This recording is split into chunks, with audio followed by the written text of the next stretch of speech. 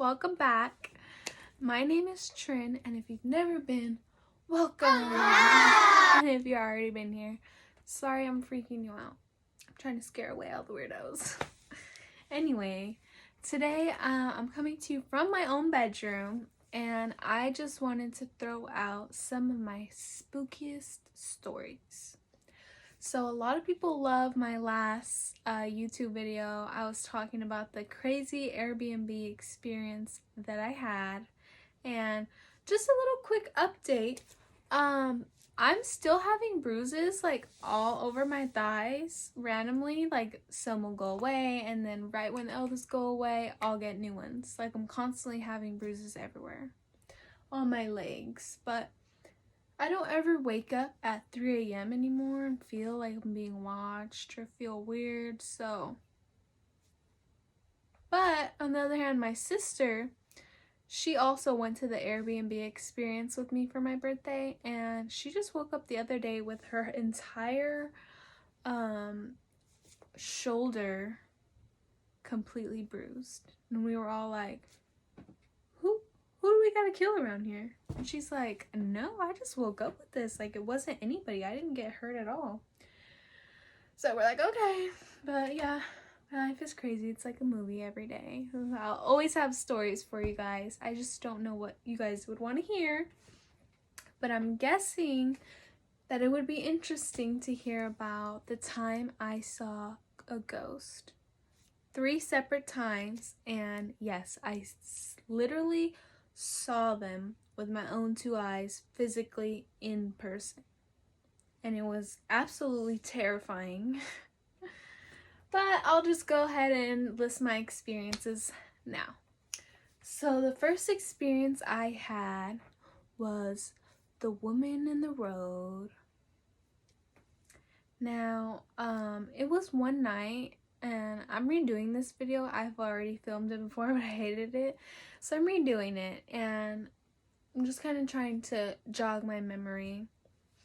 So I don't remember at what point or what was going on in my life, but I was upset. I remember I was upset on the day I saw the first ghost ever. And I believe that ghosts show themselves to you and attach themselves to you when you're vibrating either really high or really low. So I think I was just vibrating really low, and I was just like kind of vulnerable to whatever was out there. I don't know. But I was driving to get myself like In-N-Out, even though I never eat In-N-Out. Like, I think I was going to get myself some In-N-Out. And I was driving at probably like 10 o'clock at night. I don't know how late they stay open, but I think it was like late. And I'm just guesstimating either 8 o'clock or 10 o'clock. It was definitely one of those. I don't know if they stay open till like 2 a.m. then it would have been 10 p.m. but if they don't, then it was 8 p.m. Anyway, I was on the way to get some food, and like when you're leaving the area I live in, it's a lot of windy roads that leads to the main road. So I was on the windy roads, and I only can see what my lights ahead of me were showing because it was dark. And when I was turning in my car, like the car started to show, what's ahead of the car. I'm turning into a curve that way. And all of a sudden I see a woman in like the lights of my high beams. I'm like, okay. And a lot of the times I'm thinking people are just out taking a walk or walking their dog, because a lot of people do that in my neighborhood. And I didn't really think anything of it. But then I started to think, because I saw her for probably 10 to 15 seconds. So it didn't hit me that it was something weird the first second that I saw her. But then as I'm turning, like, she wasn't facing as if she was walking down the street. So the street is like this. If you were walking down the street, you would be facing this way walking down the street. This woman was standing looking straight at the road.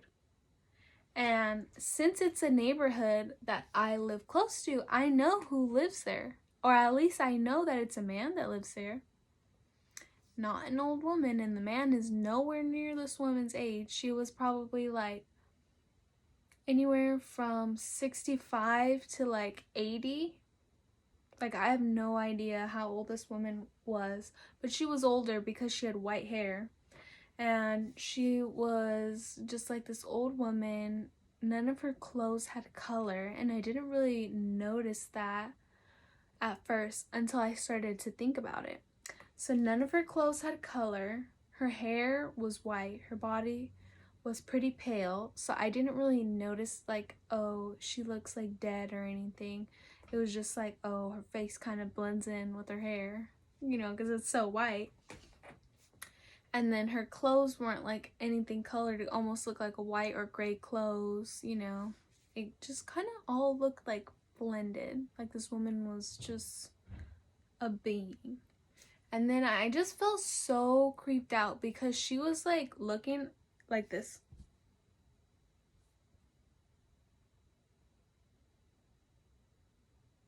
Straight into the street. So my high beams were like this. Straight into her face. And like, I was driving the whole time. I never braked because it's like a windy road. I'm hitting like probably 15 miles an hour to 20 miles an hour. I'm not going that fast because it was right after a speed bump. And I just felt so chilled. Like her stare, ugh, to this day, ugh, ugh. If you ever been stared at by like a demon or something dead, ugh, feels weird. Feels like somebody just touched your spine without you like giving them consent or something. Like, ugh. That's all I can explain it. And then after that, I just kept driving and I was just like, that was such a chilling experience. And then on my way home, she wasn't there or anything, and I didn't see anything that night. And, you know, my haters could say, oh, it was just a woman and you just got a weird feeling. You're crazy, blah, blah, blah. Okay. So listen to this. So probably last year it was last year that all this was happening. So during the same month, my last year, my roommate Mari was living with me still. And she and I had a lot of homework to do. Like, we just always do a chunk of homework and get ahead on it and then catch up. And then we let ourselves have that grace period of no homework until we have to do it again. So we had kind of waited for our assignments and procrastinated so all of our assignments were due like, you know, in the next 3 days or so. So we're like, okay, I think today we should just have fun, smoke, you know, stay up, do all of our homework, and like, you know, just make a day out of it. Like, I'm a true believer of make a day out of whatever you gotta do. Like, you know, if you have to do something and you're like dreading it, like add some fun elements to that bitch. Like if you gotta clean out something you don't want to clean out, drink and enjoy the day and do it. Like who says you gotta have like one thing and not the other? You can have fun and do what you gotta do still. So anyway, we decided, okay, let's stay up all night and just knock out all of our homework so we don't have to worry about it. So we're staying up and bitch, this happened at 3 a.m. Like, I kid you not, this happened at 3 fucking a.m. So we had gotten all of our assignments done. I was completely done. We were about to smoke our last bowl and go to sleep. And Mari had one more assignment to do. And it was before Corona, so she had to turn in an assignment actually, like a physical copy. So our printer was set up in the living room and we were smoking and hanging out in my room. So it was pitch black in the house, no lights were on, my grandma was asleep, we were the only ones awake, and we were the only 3 home. So, sorry, I just heard a noise. So After that, Mari finished her assignment and was like, okay, I need to print my little paper, whatever. So I'm like, okay, let's go to the living room together and we'll just use a flashlight. So we use the flashlights on our phone. We both only have that to see. And bitch, like, I hope I don't see nothing. Well, if I do, I don't even know how I'm gonna react. But like, I'm just getting scared and goosebumps talking about this because it was in my house. So after she gets her paper, I'm just like turning around with my flashlight to go back to the room. And when I'm turning around, it's like the living room, the kitchen, and then the hallway. So to turn around back to the hallway, I had to pass the kitchen with my light. And I go like this with my light. That woman that was outside staring into my soul was in our kitchen. She was in our kitchen. She was in our kitchen. I swear. Oh my god, I'm getting like hyperventilating. Can't even breathe again. So at that point, I saw her and I was like, ah! Like I screamed, ah! And then I jumped. And then I tried, like, I don't know what I was aiming for when I jumped, but I jumped and like put my back onto Mari as if she was gonna catch me or something, but like she was the same height as me and I just kind of jumped back. I didn't jump up, so I didn't know I don't know what I was expecting her to catch me, but I jumped into her. Like, and she was like, oh my god, and I was like, our Father who art in heaven, I'm going to bed. Our Father who art in heaven, hallowed be thy name. And I just started praying all the way to my room. And I was like, I'm not leaving my room anymore until it's light outside. And I'm really scared. And I just said all the prayers that I know from memory, like that I can say without looking up. And I was like, oh my god. Yeah. It was so scary. Okay, anyway, back to reality. So, my last story, that was probably my scariest story, honestly, the second one. But my last story,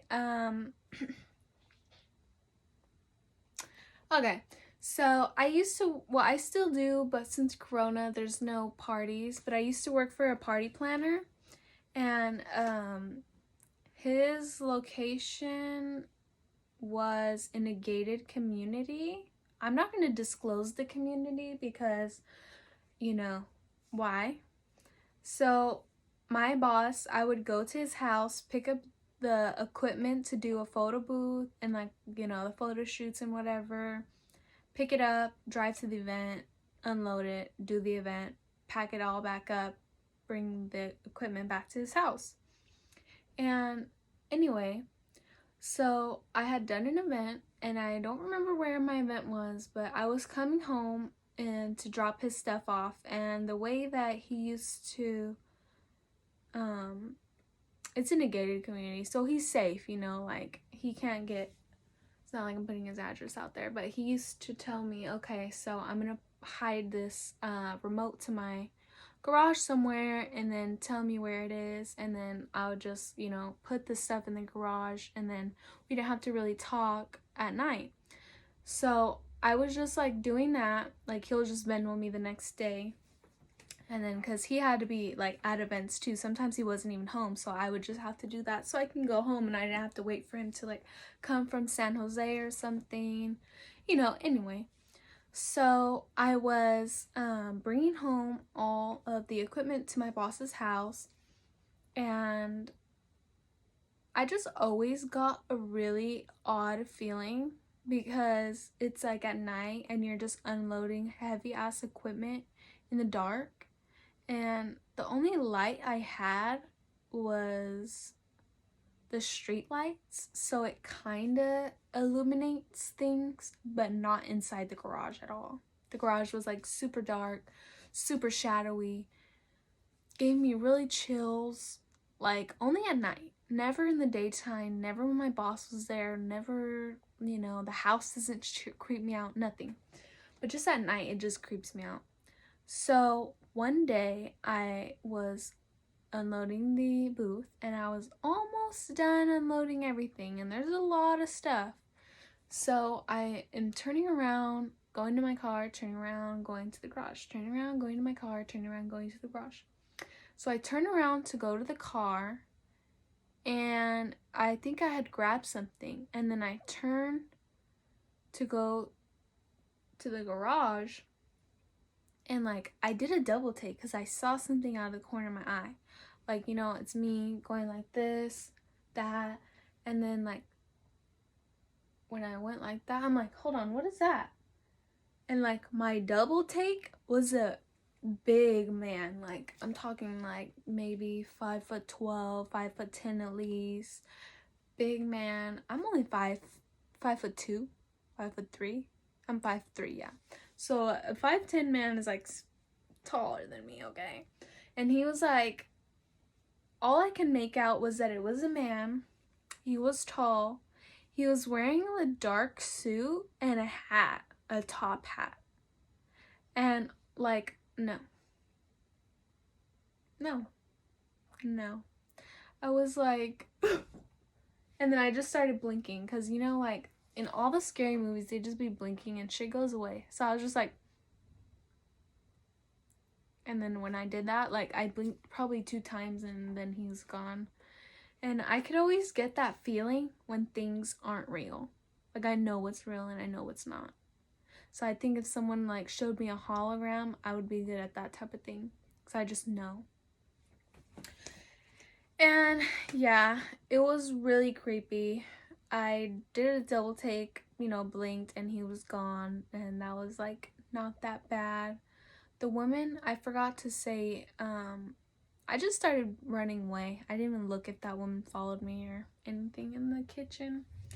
But yeah, after I saw those encounters, I kind of looked within myself and I was like, I don't think I'm ready to see things. Like, I don't think I can handle it mentally. I think I scare myself too much. I think I don't want anything to attach itself to me. And I would only want to communicate with things that have a divine message for me in the universe that I need to share.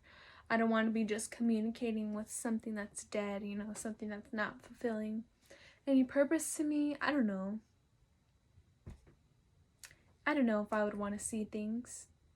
I think I would, because it's the next step in my spiritual quest to unlocking everything. But when it happened to me before, I got really scared. So I don't know. But we're gonna see. Since I started talking about it, it happens more. Hopefully not, but we'll see. But if you stayed around this long to hear my stories, I just want to say thank you so much.